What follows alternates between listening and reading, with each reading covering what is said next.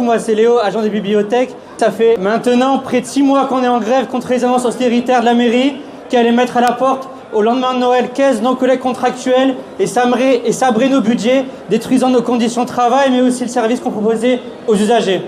Mais les 2 premiers grands acquis de la grève, c'est que déjà on a réussi à renverser la situation où à cause des destructions des services publics et la dégradation des conditions de travail, il y avait un profond scepticisme et mal-être au travail.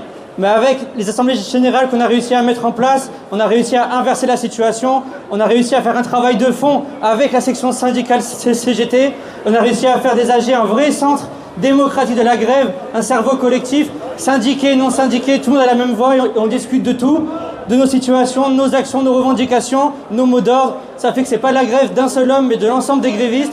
La grève nous a permis de retrouver une vraie solidarité à la base. Et maintenant, on sait que dans les bibliothèques, on peut relever la tête et que s'il touche à l'un d'entre nous, on répondra d'un seul bloc et par la grève.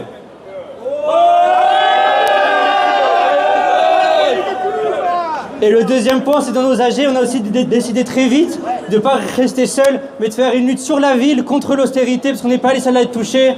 Et du coup, par ça, on a demandé à faire une coordination sur la ville. Et du coup, on a réussi à réunir plus de 20 organisations syndicales et associatives, allant de la culture au social, en passant par le monde associatif. Et alors qu'on était 150 au premier rassemblement des bibliothèques en décembre, le 27 mars, on était plus de 1000 à être rassemblés en grève et contre l'austérité. On sait que le budget 2026, qui sont en train de préparer le gouvernement, ça va être une saignée contre notre camp social pour payer la militarisation.